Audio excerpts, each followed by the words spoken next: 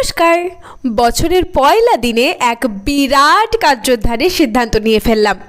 মোটামুটি সকলে জেনেই গেছো আমি একজন আলপনা অ্যান্ড কলকা আর্টিস্ট, এবং আমার কাজ গুটি গুটি পায়ে দু এক পা এগোতে না এগোতেই আমায় আমার ওয়ার্ক প্লেস শিফট করতে হয়েছিল, এবং আমি একদম অল্প স্বল্প খরচে নিজে হাতে করে আমার কাজের জায়গাটা একটু গুছিয়ে নিয়েছিলাম। তো কর্মস্থলের পর এবার পালা ধর্মস্থলের, মানে ঠাকুর ঘরের। আসলে বছরের একদম প্রথমেই আসে আমার জন্মদিন, তারপরে আমার মায়ের জন্মদিন। একে অপরকে তো আমরা উপহার দিয়েই থাকি, কিন্তু যার জন্য আমরা একে অপরকে পেয়েছি সেই ভগবান, ঈশ্বর, প্রভু যাই বলো, তার জন্য আমরা কতটুকু কি করতে পারি? তিনি আমাদের এত এত এত কিছু দিয়েছেন, তার কথা আমরা ভাবি বা কতটুকু? তাই এবার জন্মদিনে নিজে হাতে তার ঘরটাকে নতুন করে সাজিয়ে তোলার সিদ্ধান্ত নিলাম। এবার নিজে হাতে কেন, দু একজন মিস্ত্রি লাগিয়ে রং করিয়ে নিলেই তো হতো।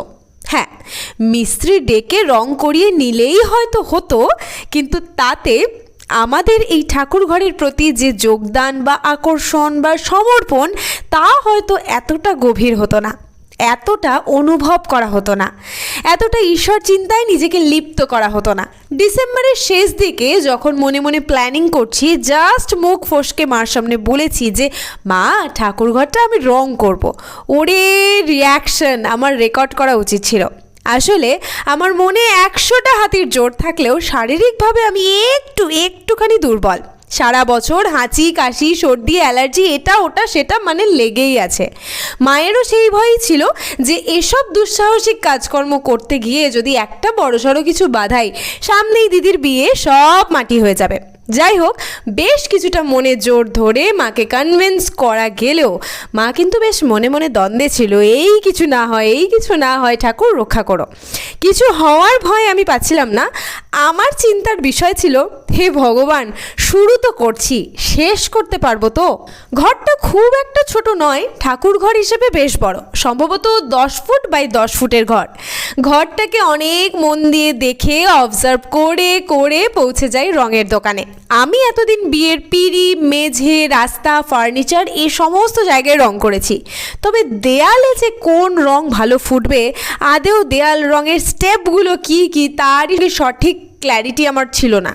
সরাসরি আমি পৌঁছে যাই একটা এশিয়ান পেইন্টসের রঙের দোকানে। দোকানের কাকুকে হাজার একটা প্রশ্ন করে ভীষণ বিরক্ত করেছি।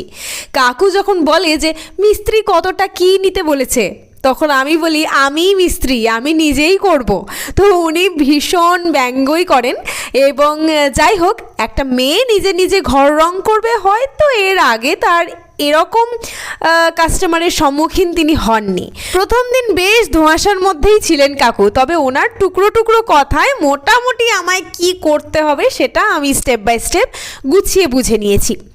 আমি প্রথমে 1 লিটারেরই একটা কোটো এনেছিলাম, আর উনি আমায় একটা রোলার সাজেস্ট করে দিয়েছিলেন। আমি একদম 1 জানুয়ারি সকালে ভগবানের কাছে অনুমতি নিয়ে তার আশীর্বাদ প্রার্থনা করে কাজে হাত লাগাই। আমার প্রার্থনা এটুকুই ছিল যে আমি একদম নিষ্পাপ মন থেকে শুদ্ধভাবে, ঠাকুর, শুধু তোমার জন্য কাজটা করছি, আমার কোনো অপরাধ নিও না, আমায় শক্তি দিও, আমি যেন কাজটা শেষ করতে পারি। তো প্রথমেই আমি জিনিসপত্র টানা হ্যাচড়া করিনি। যে দেওয়ালটা ফাঁকা ছিল সেদিক থেকেই শিরিষ কাগজ দিয়ে দেওয়ালটা একটু একটু ঘষে নিয়ে কাপড় দিয়ে ভালো করে মুছেছি। আমার শুধু মনে হচ্ছিল আমি একটা দেওয়াল আগে একটু ট্রাই করি। হুট করে দুমদাম সব সরিয়ে নাড়িয়ে চাড়িয়ে যদি সব ধেরিয়ে ফেলি তো মুশকিল হবে, মা ভীষণ বকবে। যাই হোক, ঠাকুর ঘরটা ছিল আকাশি রঙের, যেটা প্রায় 30 বছরে বড্ড কালচে তেলচিটে ময়লাটে হয়ে গেছে। তার ওপর রং ফুটবে কি না তাও আমার টেনশন ছিল। আমি কাজের টেনশন করছি, মা আমার টেনশন করছে, এই চলছে। কাজ তো শুরু হলো। কোনোদিন এরকম রঙের কৌটো তো খুলিনি, চোখেই দেখিনি, তো ব্যবহার করা তো দূরস্থান। ইউটিউবে শরণাপন্ন হলাম যে রঙের কৌটো কিভাবে খোলে। দেখালো যে স্ক্রুড্রাইভার দিয়ে চারপাশে সিলটা চাড়া দিলেই খুলে যায়। প্রথমে স্ক্রুড্রাইভার হাতের কাছে পাইনি, তাই লোহার বড় একটা দর্জি কাঁচি ছিল, তাই দিয়ে চেষ্টা করছিলাম। গায়ের জোরে ঢাকনাটা চাড়া দিয়ে গিয়ে সেই কাঁচি ছিটকে এসে বিঁধে গেল বাঁ হাতে, সঙ্গে সঙ্গে মাংস খুবলে গেল। আমি তো যেমন খুবলে গেছিল, চাপা দিয়ে হাত চেপে ধরে দাঁতে দাঁত চিপে বসে রইলাম। শুধু ভাবছি কি হয়ে গেল, কি করব, তাহলে কি কাজটা আর হবে না? বছরের প্রথম দিনে কি করলাম, মা জানতে পারলে তো আর কিচ্ছু করতে দেবে না। কোনো রকমে এক খাবলা বোরোলিন চাপিয়ে বেঁধে রাখলাম। রক্ত বেরোচ্ছে, ব্যথা করছে, মানে আমার মাথায় কাজ করা বন্ধ করে দিয়েছিল। ওই মুহূর্তে জাস্ট আমার মনে হলো যা হয়েছে, আমাকে যত তাড়াতাড়ি সম্ভব কাজটা শেষ করতে হবে। এরকম ধীরে ধীরে নিটপিট করে কাজ করলে একদম হবে না, কারণ হাতটাকে মার কাছ থেকে বেশিক্ষণ লুকানো যাবে না। যে মুহূর্তে দেখবে সেই মুহূর্তে কাজ করা বন্ধ করিয়ে দেবে। আবার মনে মনে এটাও ভাবছি, লোহার কাঁচি, 24 ঘন্টার মধ্যে অ্যান্টিটেটানাস ইঞ্জেকশন নিতে হবে, তাড়াতাড়ি জয়ী, তাড়াতাড়ি। ব্যাস আমি মুহূর্তের মধ্যে হুড়মুড়িয়ে পুরো ঠাকুরঘর ফাঁকা করে ফেলি। মা হাতে হাতে সমস্ত জিনিস টেনে টেনে প্রচুর হেল্প করেছে। মা সাহায্য না করলে একা তো অসম্ভব ছিল। ভগবানের সিংহাসন দুটো, ঠাকুরের বাসনের র্যাক, পিলসুজ, মা সরস্বতীর আসন সব টেনে উঠোনে নামাই। সম্পূর্ণ কাজটা আমি 3 দিনে করেছি। প্রথম দিন এই সমস্ত মানে ঠাকুরঘরের দেয়াল, কাঠের পিলসুজ, টুল, আসন এগুলো সব সাদা রং বা প্রাইমার মেরেছি। রোলার দিয়ে প্রথম চেষ্টা করছিলাম, তবে ভীষণ আনকমফোর্টেবল, খুব অসুবিধা হচ্ছিল, অনেক সময় লাগছিল। তাই আবার গিয়ে 1 লিটার রং, পিগমেন্ট আর একটা মোটা ব্রাশ নিয়ে আসি। ব্রাশ দিয়ে খুব তাড়াতাড়ি এবং কমফোর্টেবলি কাজ হচ্ছিল। চেয়ারে চড়ে যেটুকু পর্যন্ত হাত পেয়েছি সেটুকুই করেছি। মোটামুটি 9 ফুট পর্যন্ত তার ওপরের অংশে কলকা করেছি। প্রথম দিনে ভগবানের সিংহাসন দুটো সুন্দর করে ভার্নিশও করেছি। যেহেতু রংটা ভালোই ছিল আর এই ডার্ক মেহেন্দি কালারটাই আমার ভালো লাগে, তাই শুধু ভার্নিশ করেছি, ওতে আর রং দিইনি। দ্বিতীয় দিনে কাঠের জিনিসগুলোতে নীল রং করেছি। পরবর্তীতে এগুলো নিয়ে আমার অন্য প্ল্যানিং রয়েছে। এখন ঢালা নীল রং করে রেখেছি। দেয়ালে যে হলুদটা চাইছিলাম সেটা কিছুতেই আসছিল না, তাই আবার দোকানে গিয়ে 1 বোতল পিগমেন্ট এনে মিশিয়েছি, তবে আমার মনের মতো রংটা এসেছে। এতবার যাতায়াত করে কাকু বুঝে গেছে আমি কি জিনিস, তাই বেশ স্নেহ ভরেই বেশ কিছু সাজেশনও দিয়েছিলেন। পছন্দসই রং বানিয়ে ঝপাঝপ দেয়ালগুলো রং করে ফেলেছি। তৃতীয় দিনে পালা ছিল দেয়ালের আলপনার। হলুদ দেয়ালে কমলা দিয়ে আর আকাশি অংশে সাদা দিয়ে কলকা করেছি।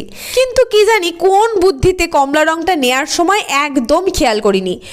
আর আমার পরিচিত দোকানে সেদিন পাওয়া যায়নি, অচেনা দোকান থেকে নিয়েছি। কেমন নিয়ন মার্কা ফ্লুরোসেন্ট কালারের কমলা, ক্যামেরায় কেমন ঝকমক করছে, ভালো বোঝা যাচ্ছে না, কালারটা নিজেই লাইটের মতো জ্বলছে। যাই হোক, এটাতে আমার মন খুঁতখুত চললো, তবে ঘ্যান করে লাভ নেই জেনে লেগে পড়লাম মেঝের আলপনাতে। কেউ মোটা ধরনের আলপনা পছন্দ করো, কেউ সূক্ষ্ম। বারান্দায় লক্ষ্মী পুজোয় যেহেতু বিরাট মোটা আলপনা দিয়েছিলাম, তাই ঠাকুর ঘরে এবার করলাম রঙিন সূক্ষ্ম আলপনা। সামনেই যেহেতু সরস্বতী পুজো, তাই হলুদ কমলা শেডেই রাখলাম কালার কম্বিনেশনটা। আর মা সরস্বতী যেহেতু শ্বেত পদ্মাসনা, তাই মাঝে সাদা পদ্মের আলপনা করেছি। কিছুদিন পরেই বাড়িতে নারায়ণ পুজোর আয়োজন চলছিল, তাই আলপনার বেশ কিছু অংশে রেখেছি শঙ্খ, চক্র, গদা ও পদ্মের মোটিভ। দেয়াল আলপনা মাঝে হরে কৃষ্ণ মহামন্ত্র লিখেছি। দেয়াল মেঝে সাজানোর পর আমাদের ভগবানের প্রতিকৃতিগুলিও বেশ পুরনো এবং ফ্যাকাশে হয়ে গেছিল, তাই পছন্দ মতো ছবি মায়াপুরের অফিসিয়াল পেজ থেকে ডাউনলোড করে ল্যামিনেশন করে ফ্রেম করিয়েছি। ভগবানের বিছানাও করেছি নতুন করে। পছন্দসই কাপড় কিনে নিজে হাতে তাতে জড়ি বসিয়েছি। মোটামুটি এখানেই এই বিরাট কর্মযজ্ঞ সম্পন্ন হয়েছে। সমস্ত সাজিয়ে গুছিয়ে নারায়ণ পুজোর মাধ্যমে এই সদ্য সজ্জিত দেবালয়ের শুভারম্ভ হলো। গোটা কাজটা থেকে কত কিছু যে শিখলাম। একটা ভীষণ গুরুত্বপূর্ণ কথা বুঝলাম যে একে ওকে তাকে অন্যান্য শিল্পীদের জিজ্ঞেস করে কি তুলি, কত নম্বর তুলি, কি রং, অমুক তমুক 7-17 জিজ্ঞেস করে জানলে তুমি যত না কাজ শিখবে, তার থেকে এই কাজে নেমে 10টা দোকান ঘুরে বহু জিনিস ঘেটে পরখ করে কাজ করলে অনেক বেশি গুণ কাজ শেখা যায়। এবং তাতে যে কি ইউরেকা মার্কা আনন্দ রয়েছে তা নিজে অনুভব না করলে কেউ কল্পনাই করতে পারবে না। আজ যদি আমি মিস্ত্রি দাদাদের দিয়ে কাজটা করিয়ে নিতাম, তবে এই অনুভূতিটা আমার আর অনুভব করাই হতো না। ভগবানের আশীর্বাদে সুস্থভাবে কাজটা সম্পন্ন করতে পেরেছি। যা চেয়েছিলাম 2-1 কণা এদিক ওদিক হলেও যা হয়েছে তাতেই আমি বেশ খুশি। অ্যান্টিটেটানাস ইঞ্জেকশন দিয়ে শুরু হয়ে যে এই পরিণতি পাবে এই কাজটা, আমি কল্পনাও করতে পারিনি। সকলে আশীর্বাদ করবেন আমি যেন আরও বিরাট এবং সুন্দর কাজ করতে পারি। সকলে সুস্থ থাকবেন, আনন্দে থাকবেন। নমস্কার।